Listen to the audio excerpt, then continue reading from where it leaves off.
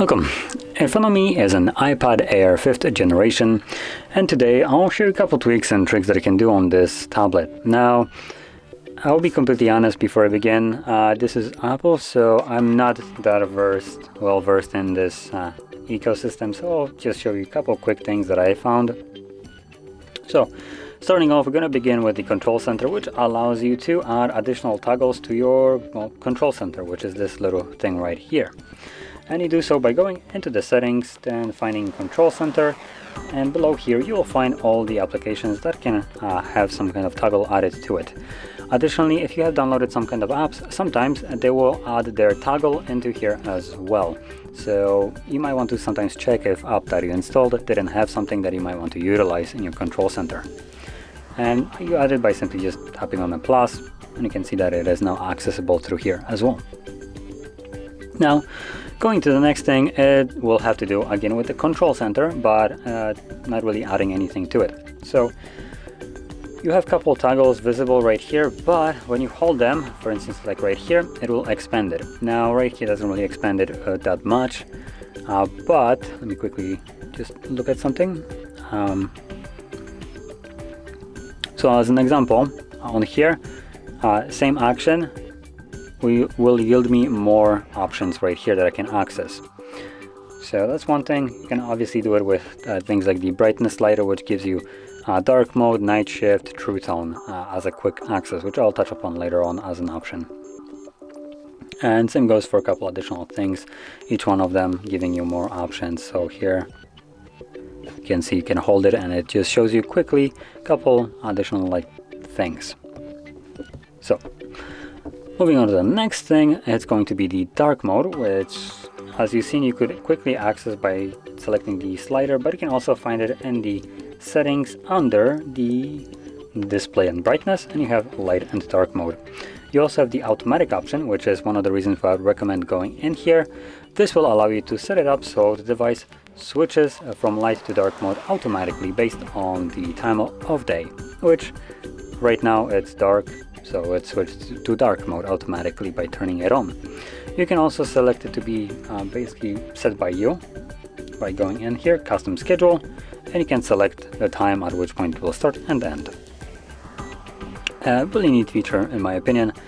I am very happy to see that a lot of the devices now come with this by default, because let's be honest, light mode isn't always the best, as well as dark mode isn't always the best. But both of them have its best case use. So as an example, dark mode during the nighttime, at least that's how I like it, and this allows me to kind of have it that way. And while we're here, we're gonna also touch upon the true tone. So this is for the people that might not like it, though personally I do like it. Oh, true tone, there we go. So once you disable it, as you can see,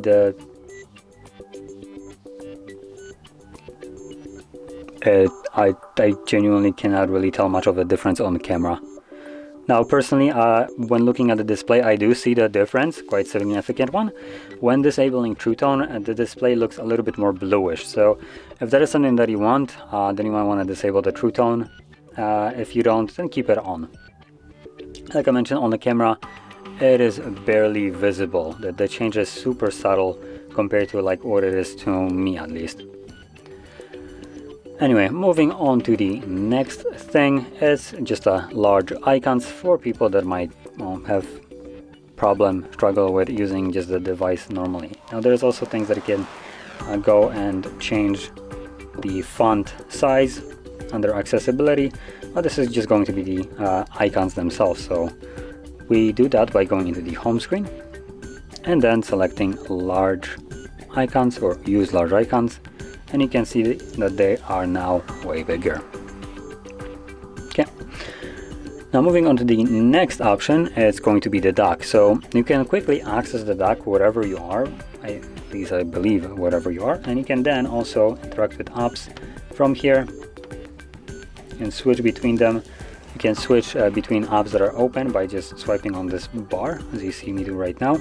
So it will just kind of cycle through the couple options. There we go. Additionally, once we grab the bar, I know that we can somehow open apps in There we go. In this kind of view, just needed a moment to figure out how. So as you can see, we can now have an app opened kind of like in this windowed mode, and you can quickly access it by swiping from a side and utilize it whenever you need to. So you can see I can just interact with it and then get rid of it, keep doing whatever I was doing, and select something else. Let's open up Photos as an example, and again I can bring it up whenever I need. And I can have a couple of apps like that open, though I can't view all of them at once. So just as an example,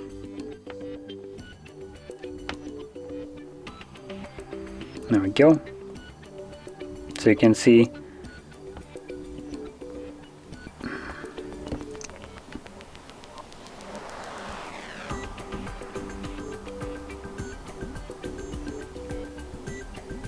now I'm trying to figure out how I switch. Oh, there we go. So it shows me right now the couple apps, and that's kind of how I can switch between them.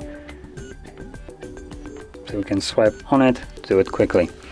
So yeah, it allows me to have a couple apps open in the background, though usability of them is a little bit more wonky, not necessarily what I would expect from like an Android device, which has a little bit more easily accessible. Now, last thing that I wanted to show, it's not really a top tweak or trick or anything like that.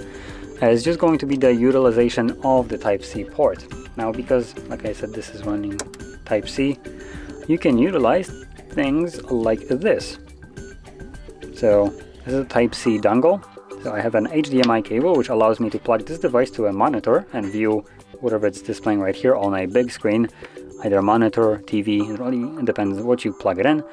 I can have SD cards, USB ports, and that's about all I have on this dongle. Obviously there are dongles with more ports. And when plugging this in, this right here is a receiver for a mouse. Just plug it in. There we go. And you can see right here this little dot. This is my pointer, so I can basically now use a mouse. I can also plug in a keyboard and it will work no problem. Now, before you decide to actually, I don't know, logically try to use things like, for instance, GeForce Now, which I tried, I will point that out that Apple decided to be an absolute effing cunt about it, and this will not allow you to utilize a mouse in GeForce Now, because it's not really considered a mouse, it's considered like a touch input. So it will just absolutely not work in any kind of way. Now, the reason for this is because I believe Apple is working on their own streaming services, so they want to basically snuff out all the competition. At least that's what I'm guessing right here. But number one, Apple, as you probably are aware, doesn't allow really streaming services apart from their own on their platform. So GeForce Now, as an example, because this is probably one of the best options for gaming on the cloud, needs to run through a web browser. Normally, you can just download an application, as you can do basically anywhere else on a computer, on Android. It works just flawlessly. But here, no, you have to navigate to your browser and add it literally like a web page that you can access by just launching it. As a shortcut, it launches a web page, and that allows you to use GeForce Now. But it still doesn't allow you to use mouse as a pointer. You can use a gamepad. I guess you can connect a gamepad and it will work fine. But if you try to use a mouse, this will not work, because Apple decided to make the pointer not be a pointer, but it's virtually acting like your finger is almost touching the display all the time without actually touching the display. So when you launch a game, you moving your pointer will not affect the game. You pressing on it will, but moving won't, because it's not a pointer. So GeForce Now can't really recognize it. But other than that, if you're planning to use it for other purposes, like just general usage for like kind of like a laptop with a mouse and keyboard, it works fine. As you can clearly see, I can swipe through it, I can open up applications, navigate through them. So you can see it works fine, and keyboard obviously will work just fine too. just when you're trying to use some kind of different applications that that probably Apple doesn't want you to use, that's where problems arise. And obviously this has much more applications than just gaming. This is something that I kind of like to use things like this for number one, displaying it on a bigger screen, and then utilizing GeForce Now for cloud streaming, just because it allows you to take a kind of just any kind of device and turn it into what you would consider a top of the line gaming computer in a way, though it's going to the cloud. And additionally, you need a really good internet for that, but still, that's something that I like to utilize it for. But still, this allows you for much more usability of your device, and it's still nice that Apple finally decided to include a Type-C port on some of their devices, because still other ones do not have Type-C. So anyway, this will conclude the top tweaks, tricks that I wanted to share with you with this device. Like I mentioned, I'm not the most versed person here with Apple ecosystem, so I might have missed some really good ones. This is kind of what I found, what I utilize when I use devices like this from Apple. And if you found this video helpful, don't forget to hit like, subscribe, and thanks for watching.